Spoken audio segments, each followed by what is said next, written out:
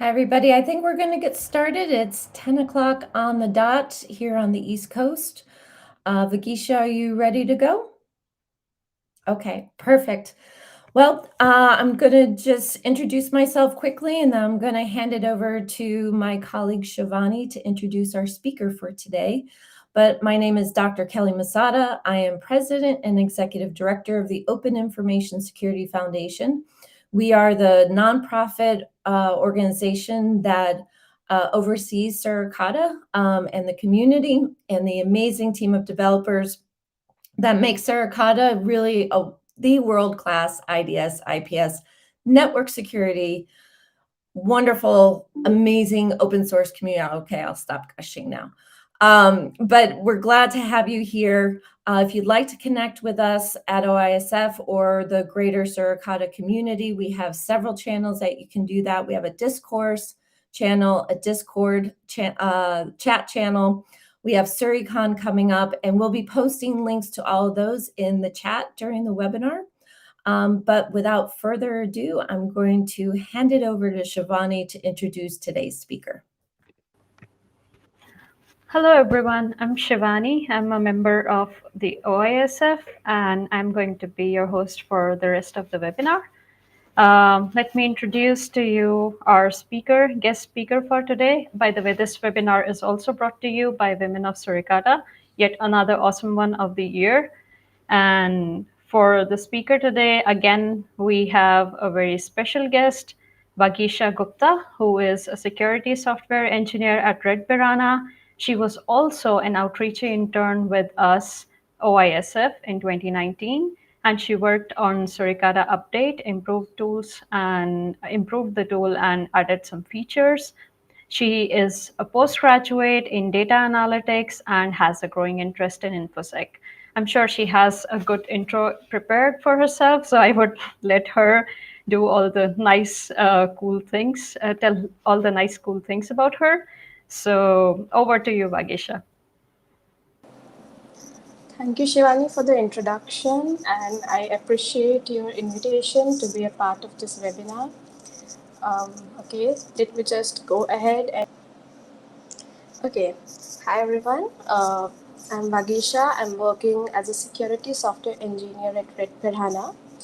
So let me give a brief introduction about who we are and with what this webinar will talk about. So after doing my internship with OISF back in 2019, working on the rule management tool Suricata Update, I started working with Red Piranha and worked on integrating various Suricata components, one of which includes today's topic of the talk, that is Suricata Metadata Analysis and Threat Hunting with CrystalEye XDR. So who are we? We are a team from engineers to academics to ethical hackers, with a mission to provide cybersecurity to everyone and vision to redefine and remove boundaries in cybersecurity. So we have developed an advanced extended detection and response platforms, which is known as CrystalEye. It is a unified security platform with which which aims to protect, detect, and respond to threat to the alerts. So CrystalEye XDR, also abbreviated as CE, features rapid development, simple configuration, and customizable alert tuning to automate the process without interference of administrative burden. So today's talk, I will talk about how useful Suricata metadata is and how do we analyze it for the threat hunting in our CrystalEye XDR platforms. What this talk will cover, I'll talk about what Suricata EVE JSON is, what it constitutes about, what is Suricata metadata analysis, how we can use Suricata metadata analysis to investigate malwares and perform threat hunting. How do we do real-time EVE data logging from Suricata JSON to NoSQL database? How do we filter and correlate that Suricata metadata? And finally, I'll provide some examples on how to do threat hunting with CrystalEye XDR. Okay, So there are malware what is the problem? There are malwares that are continuously trying to get into your system and compromise your network and evade your assets. So to investigate on these malwares, you need to look into millions and billions of records and analyze what is wrong in your wrong with your network. So what happens is there are malwares that are constantly trying to get into your network and compromise. So how do we find those malicious actors across the network and simplify the process of detecting and monitoring the threats efficiently and effectively? That is why we use threat hunting with CrystalEye XDR. So why threat hunting with CrystalEye XDR? Because first, it's resource friendly. We have built our own logger tool which provides us with light processing CPU memory and reserves whole lot of resource utilization. Scalability. So CE has the ability to scale across large volume of data to meet users' needs. So we have CE provides an option to the user when some data limit is met. The user has an option to either migrate its data to extended storage devices or to cloud drives. And hence, our reporting modules will help us to pull that data back into our systems whenever it is required for the for our reports. Third point is why do we need threat hunting with CrystalEye XDR is correlation.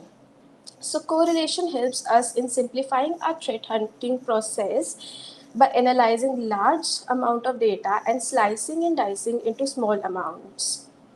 So we provide options to correlate the data, Suricata data, with other monitoring systems like firewall, Netify, proxy, and so on. So instead of going to those monitoring system and jumping from one app to another app, we provide an option to correlate directly into the Suricata data. We show the statistics and correlate it directly into one single dashboard. User friendly. So we have developed Threat Hunt dashboard which provides us an easy, unified, user-friendly interface, which helps us in making our threat hunting process more easier and effective. Multi-tenant. So in the latest release of CrystalEye XDR, we integrated the support of multi-tenancy IDPS systems with Suricata in CrystalEye XDR. So we can achieve this by configuring by multiple configurations of different rule sets and different network security uh, options across subnets and network. So when we get the data with these different instances of Suricata profile, it can help us to log the data with different instances of the profile. The last is the threat intelligence. So threat intelligence means collecting, processing, and analyzing the data and knowing what attacker's behavior is. So with this feature, CrystalEye provides us a feature to uh, create threat intel reports and automate the process of taking informed decisions about security solutions.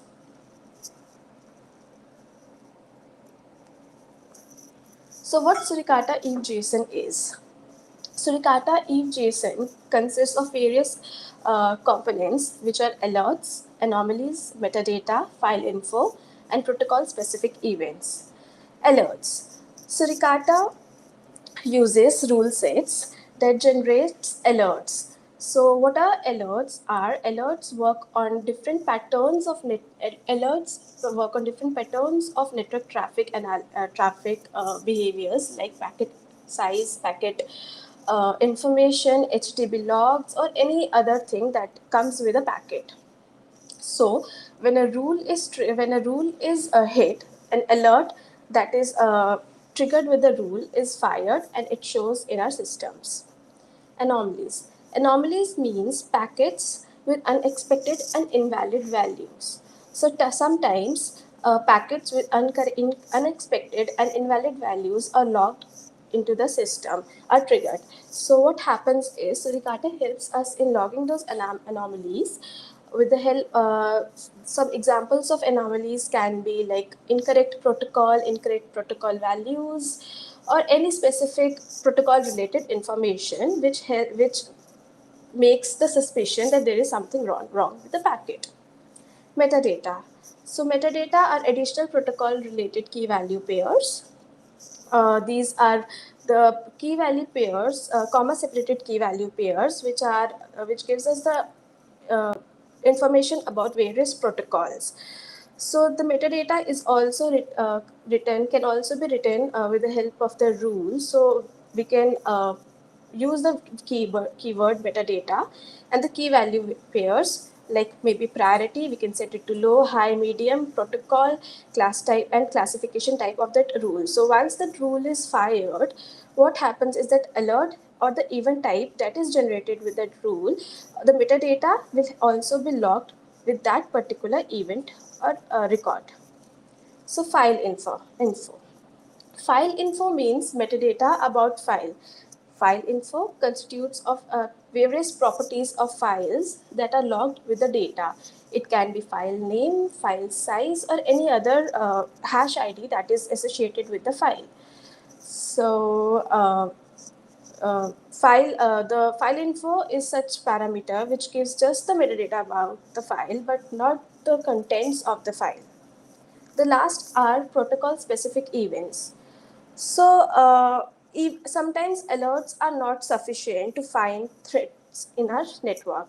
We need to look into more information to find what is exactly going on on our network.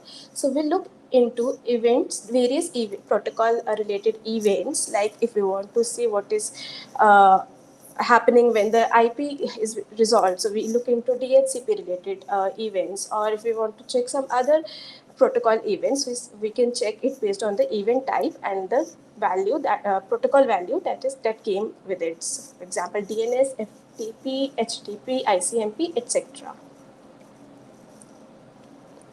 So Suricata metadata analysis. Metadata does not have any impact on how Suricata does inspection. It just helps us in logging the reports that comes with the data. So how can we correlate? How can we perform correlation with Suricata metadata analysis and slice and dice are a large volume of data that comes with Suricata into small uh, into uh, into known patterns that we need for our analysis. So first is that correlation within Suricata events based on flow ID. So flow ID comes with the when packet travels with certain flow, and the information that is logged with that flow comes with the field flow ID.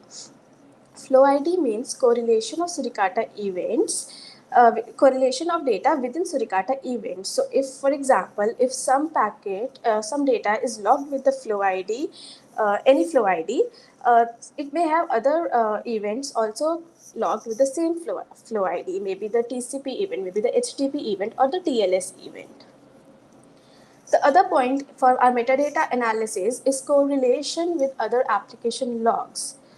So, in our CrystalEye XDR, what we are doing is that we are doing correlation with different monitoring system across different monitoring systems like Notify, Proxy, and Firewall. So, how do we make those correlations with other application logs? We create we create a tuple with the information of source address, destination address, source port, destination port, and protocol. We match these values with the other application logs and see if there's a match. We perform the correlation with it. Filtering. So since large volume of data is logged with Suricata, we there's a necessity to slice and dice that data so we can filter out the data that is required for our needs and for our threat hunt investigation. There are two ways where we can perform filtering. The first one is that we write the rules with metadata keywords and content modifiers. In this example, as you can see, we have written a rule with a sticky buffer http.response line. So the information related with this particular sticky buffer will be logged with the event and ignoring rest if match and ignoring the rest of the values. The option that we provide in our threat hunt dashboard is include and exclude options.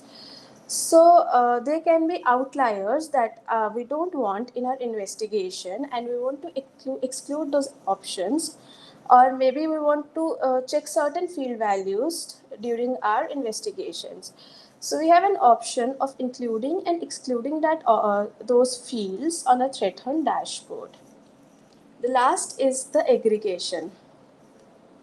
So aggregation means when we have large amount of data. Aggregation means grouping some large amount of data into some certain fields and producing top statistics for those data. So if we want to check that for this particular protocol, what is how much count values are there for this particular protocol, so we can group it by aggregation. Now, metadata analysis with CrystalEye XDR. This is how we have designed our threat hunt dashboard. So I'll explain all the features that you can see over here, including group by, filter by, auto refresh, correlate, and the group statistics and event details in detail in further slides. So the first red box that you can see by, we can perform aggregation and aggregation of certain field value, any field value that comes with Suricata with the help of group by.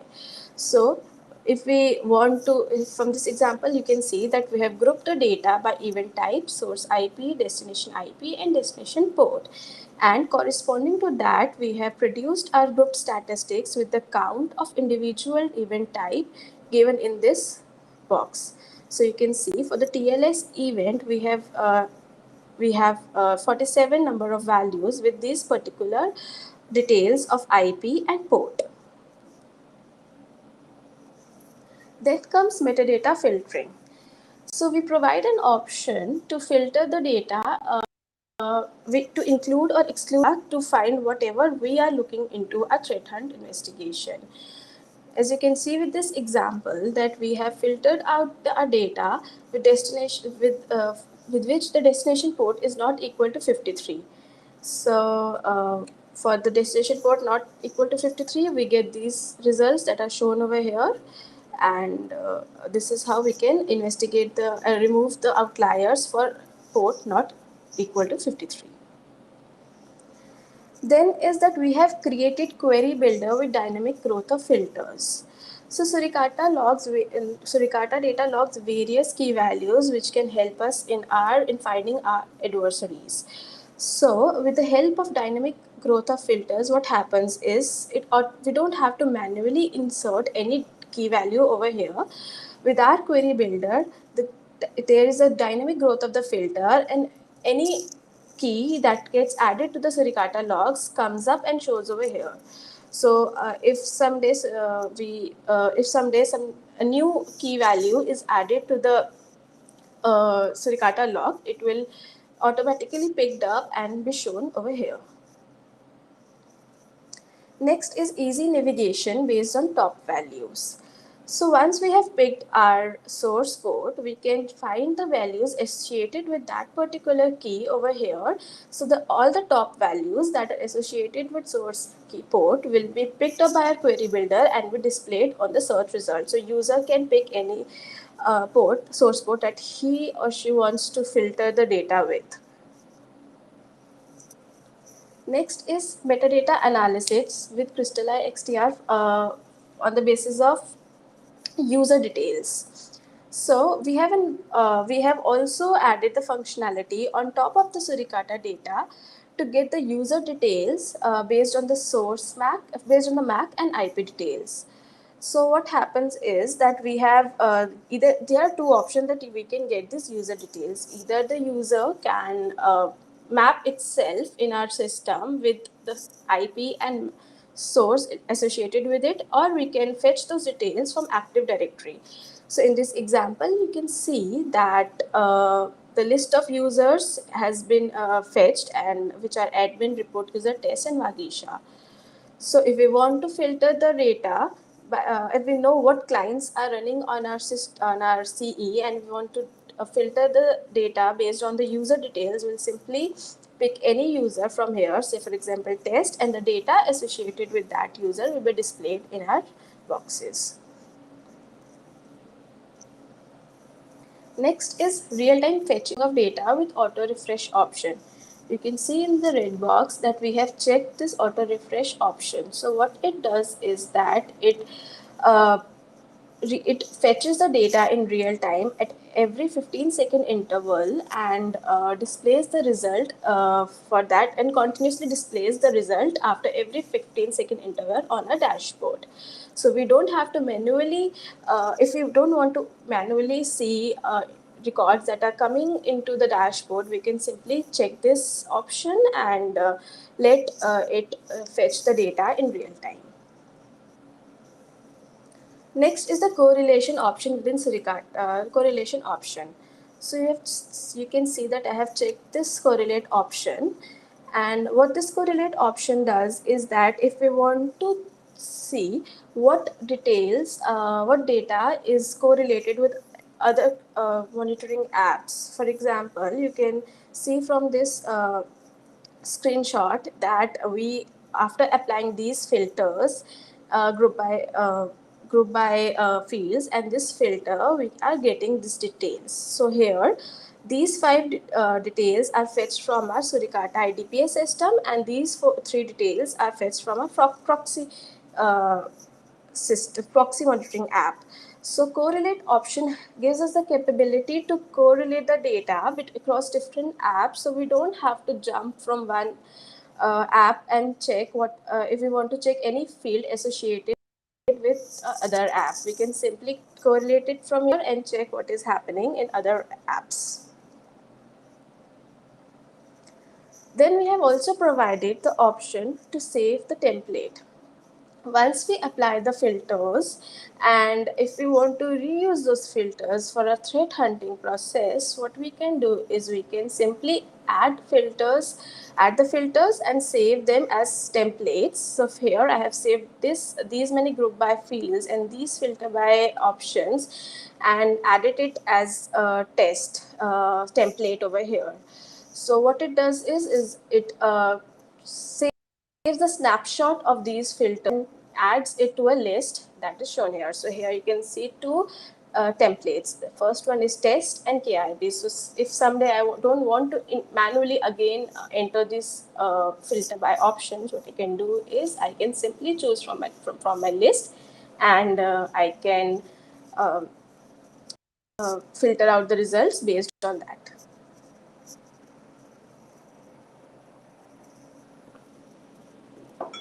Okay. Then comes event details. So Suricata logs alerts and events. All the events details associated with the data are logged over here.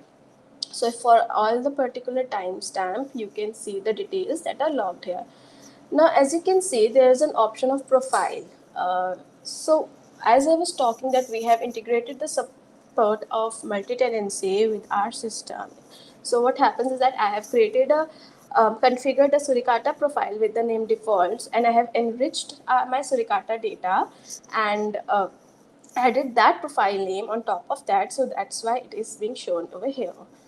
Apart from that, you are getting other details like event type, protocol, source IP, source port, destination details, and MAC details associated with any particular event. So when you click this arrow over here, it gives you the metadata details of that particular event or alert. So here the flow ID, the event types, IP details, port details, the protocol details, and every detail that gets logged with the event has been displayed.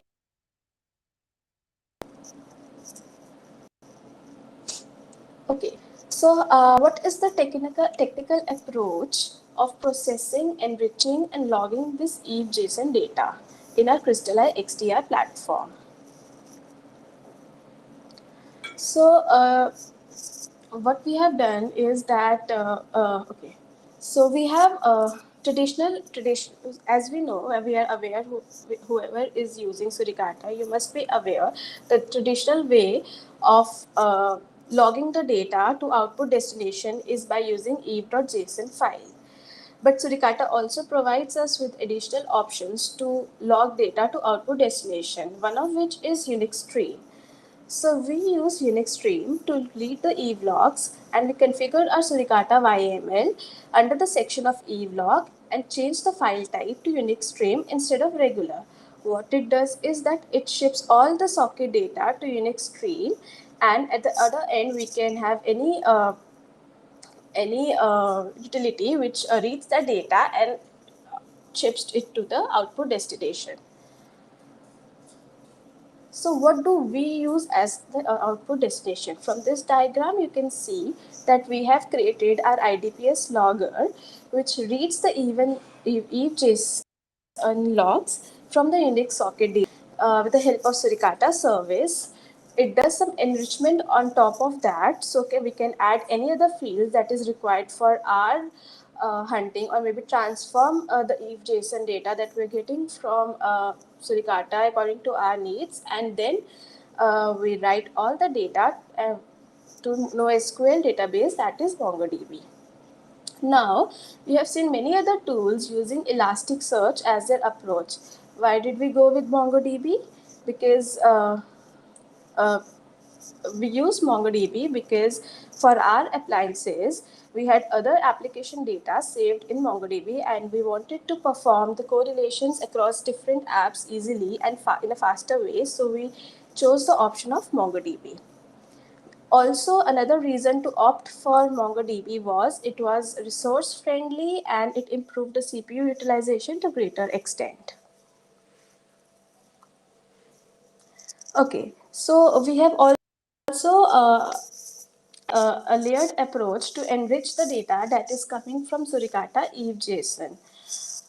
We can play along with the data. We can add any specific field that we want to add on top of Suricata with the help of data enrichment. So what fields, a few example of fields that we add on top of Suricata EVE are GeoIP details.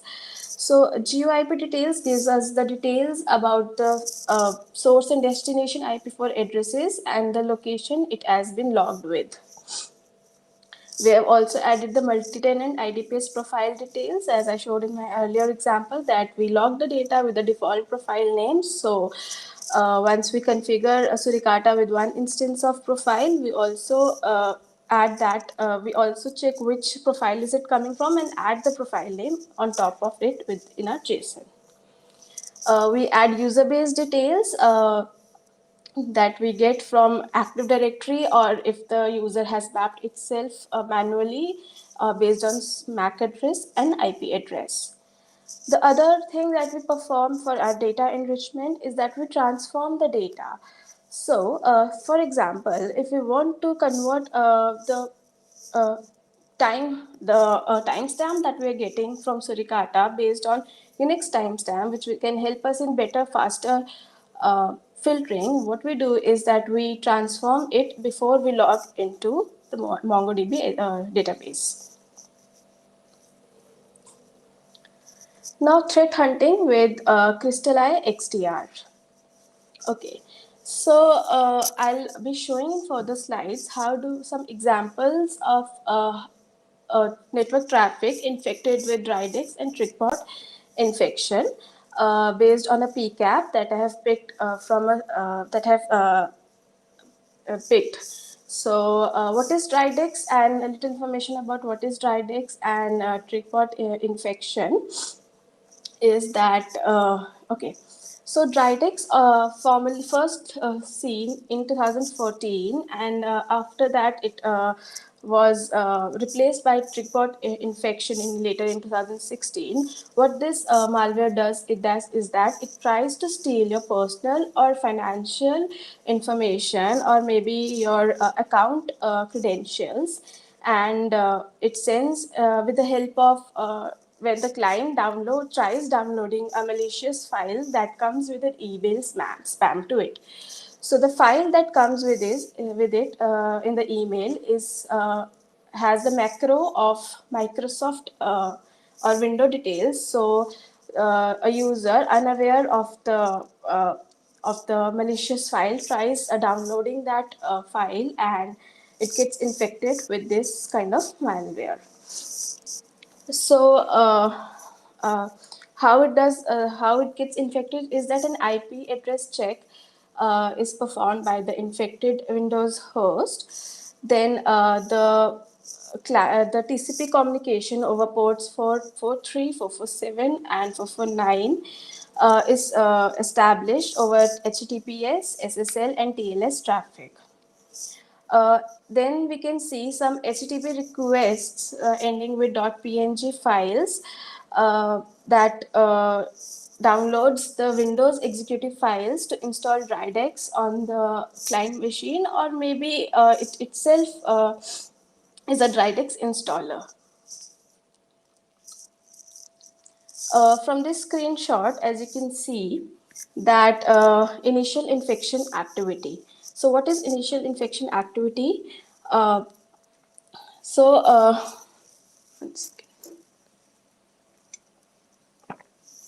okay, so when we apply a few filters on a data, we can see some unusual HTTP requests in the data. You can see for the IP 10.3.11.194, some unusual HTTP requests are made to boltontech.com, which is trying to access some URL with this executable file.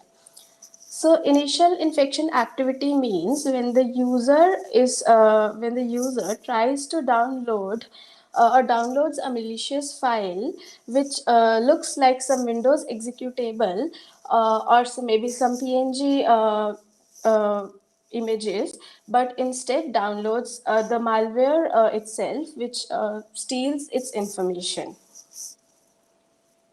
If we drill down to this client IP in the next screenshot, we can see that various requests to random source IP are being made. So what the infected server does is it is trying to collect the personal information. Here you can see the host name that is associated with the client laptop dash some numbers. So it steals that information or some other information maybe that is related with the client, and it sends it to the server. So from this, if you can see, for these random IPs, if we check the event details of this, say for example, for the destination IP 50.80.87.248.17, if we check its HTTP details, we see the details of infected host. As we saw in the last screenshot, the host name was laptop and this numbers. Then the host MAC address is provided over here. The host IP address is 10.3.11.194, and the details of infected file can be found from these HTTP logs. We can see the host URL file location it tries to download comes from the URL boltontech.com with the executable file yas20.exe. The size of the file is given over here with the HTTP content size is 466,944 bytes. And the file description is that the initial Windows executable file, this is an initial Windows executable file for Trigbot. Okay, after the user is infected and has downloaded this malicious file, a post-infection traffic occurs. So what is post-infection traffic is that various TCP requests over port 449, 447, 443 are made to the server. So how do we check, how do we find these requests is that if we see from this screenshot that various requests to certain IPs are made with unknown domain names over the port 449, 447. So how do we find, how do we validate or verify that post-infection traffic has occurred? If we drill down to these IPs to which the which the IP requests were made, and we filter out the data for these random IPs, we can see these all have the TCP ports 443, 447, and 449 with empty domain names. Then we look at to the event details of these destination IP addresses one by one. So to verify the infection with with the post-infection activity, we look into TLS certificates for these particular IP addresses, and what we found was, okay, we look into TLS subject and TLS issuer details. So TLS subject gives us the details about the website it is trying to make connection with, and the issuer DN gives us the details of the certificate authority who has issued the who has issued the certificate for that website. For this IP 185.14.31 to 98, we can see that the TLS subject details and the TLS issuer details are same. So this is something unusual that we see. So same fields and values are used for this packet flow, which means that there is something wrong with the data and which needs more investigation, and which is a sign that it can be a Trigbot or a Drydex infection. Looking at into second example for the IP address 45.148.120.153, if we look into its TLS subject details, we see the country name has been logged as filmstore.xyz. So these are some random strings, obviously the invalid strings that has been logged which gives us the identification of the websites. So which gives this gives us an indication of compromise. The third example for the IP address 190.214.13.2. Here you can see the subject is AU, but the rest of the fields like state name, organization name are some random strings. Also, you can see that the subject TLS subject details and the issuer details are same. So this again gives us the indication that this is a compromise, and because some random strings with same issuer name and subject names have been logged for this certificate. Okay, so we checked that this with the help of the PCAP that we downloaded from malwaretrafficanalysis.net, we've identified Drydex and Trigbot activity occurring, and we saw how CrystalEye XDR threat hunt was able to identify that malicious activity over the network. We saw that the host was infected with initial activity when the malicious file as an exe file or PNG files were downloaded, and we found similarities with random characters in certificate issuer and subject details to identify that it was infected with post-infection. Thank you so much. If you have any questions, and also thank you for your time.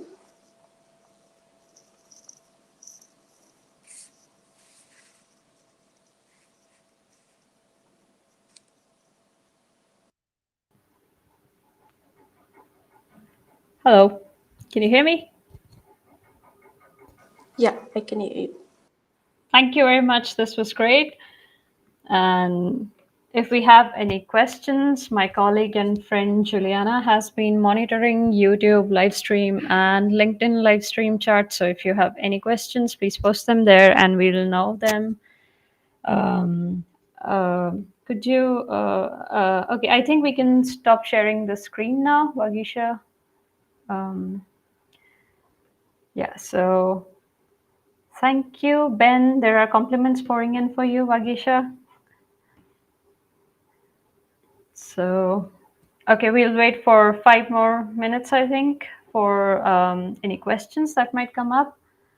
And we are accepting talks for Suricon 2022, and everybody is welcome to apply for a talk. We have lightning talk sessions, and we have the full talks, which can last from 30 to 45 minutes. If you have been working on something interesting with Suricata, you're very much welcome to apply. And the conference is happening in Athens, Greece this year. So the venue is also quite amazing. So please book your tickets. All the information is available on the website, suricon.net. If you're a student, probably you could submit a poster talk if you a call for posters if you don't have a regular talk planned out. So those are Suricon related things. And yes, we are hoping Vagisha might once again join us at Suricon. So,